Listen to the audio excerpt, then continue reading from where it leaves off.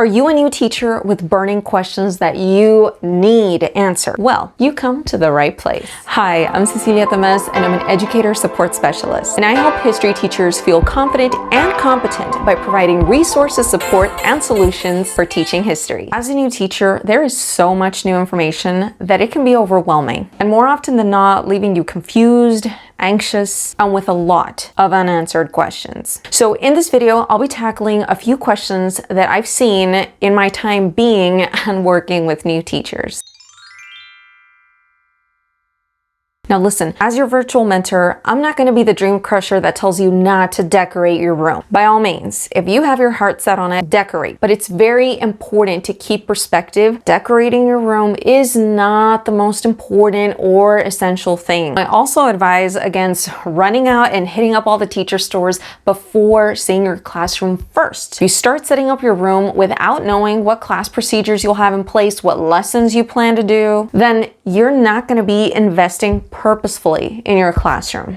Also, to my teacher friends on a budget, please release yourself from the expectation of having to go all out in your classroom decorations or making everything match. I didn't make things match in my room until literally year 9 of my teaching career. Practicality and procedures are king. Now, if you want a little bit more tips about how you can set up your very first classroom, make sure to check out my video on this channel, as well as my own personal classroom shopping list. Then be sure to check out my video on setting up your first classroom, and I'll go ahead and link that up above and down below for you to watch at the end of this video.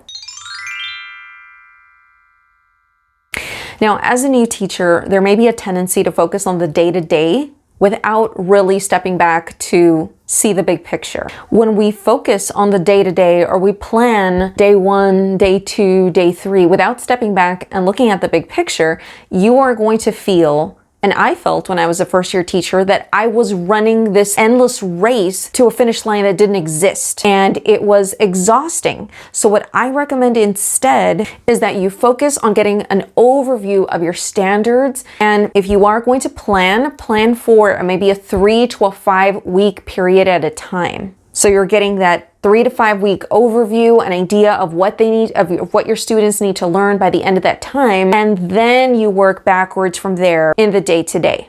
Now, I also have to advise, please don't shy away from getting pre-made resources and lessons. Looking back, I really beat myself up about this because without realizing, I was making it harder for myself. I was setting myself up for burnout by having the most unreasonable expectations, which involved making everything from scratch. Don't do it, y'all. If there are teachers that have gone before us and they have something that you can build on and modify, why would you sacrifice your well-being just to say that you did it all?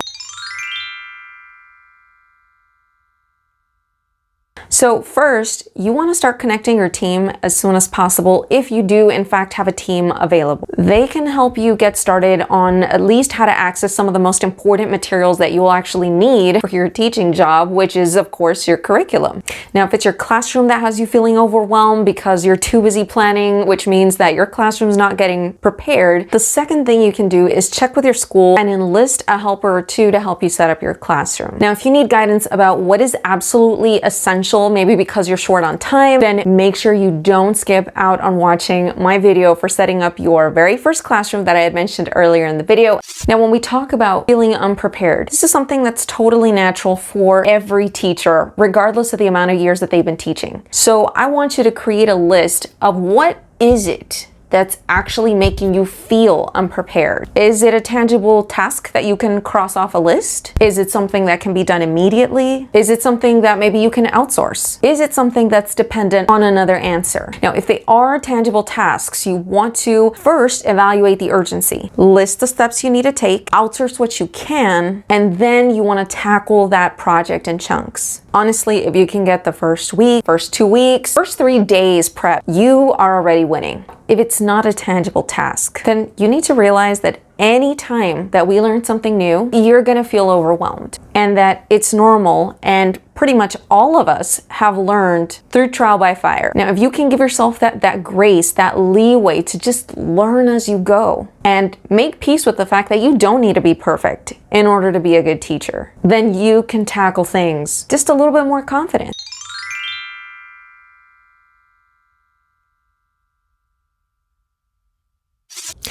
Y'all, I don't know how this got left out of the video, but let me hop on here for a second. First, if you haven't already, be sure to check out my video, Teach Like a Pro, just so that you can get started off on the right foot. And two, here's the thing to remember before you go feeling overwhelmed. First, you want to invest the time in insightful, quality questions or exercises to get to know your students. Favorite color and food and whatever, they're only superficial things that can help you get your foot in the door. But to really know your students and leverage their interests for your instructional purposes in helping you create engaging instruction, meaningful connections, relevancy, you need to be asking the right questions. What do they value? How do they learn? What motivates them? What do they fear? Knowing your students will give you the knowledge, the key that you need to drive engagement in your class. Also, that'll help you create a community classroom management system that's equitable and fair. Now, once you have that set up, those are going to be the exact tools that you'll use to help students buy into your lessons. Now, if you're short on time for creating a quality student questionnaire, you're welcome to check out my version in the link below so that you can easily print it and utilize it for the first day.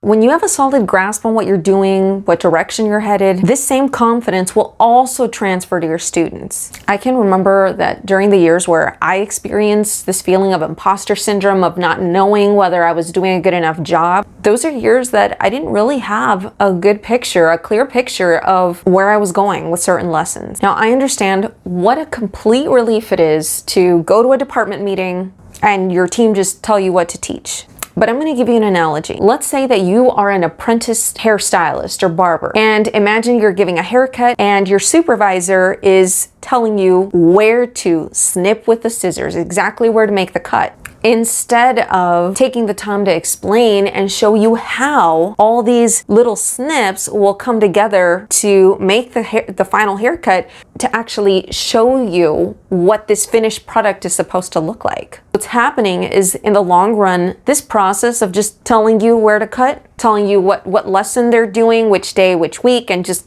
do that lesson, that's going to create more uncertainty for you because you are not the expert. You're merely following those lessons. And this also reflects in our teaching because it's hard to have ownership when we don't exactly know how things are supposed to tie together in the grand scheme of things. So what I suggest instead is that you familiarize yourself with those learning standards, those learning outcomes, and the process by which you'll tie that content together so that you understand the purpose of the lessons that are being shared with you or given to you or that you're purchasing. When you understand the process as well as the learning outcomes, you'll show up more confident. Now, the other thing is, and I know it sounds cliche, but you gotta fake it until you make it. Remember, you're not completely unprepared.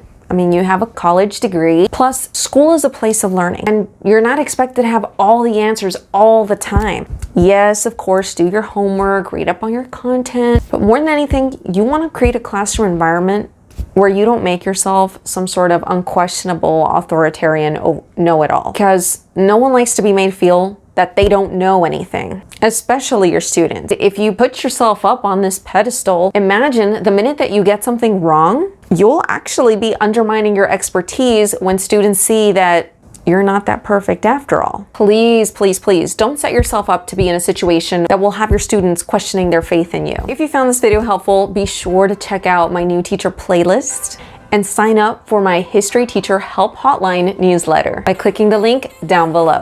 If you need additional support with curriculum, classroom management, or just really building up your confidence this school year, hit me up at Teach Like an Influencer down below, and let's chat about the ways that we can make this an amazing school year for you and your students. I want your success, and I am rooting for you always. Until next time, class dismissed.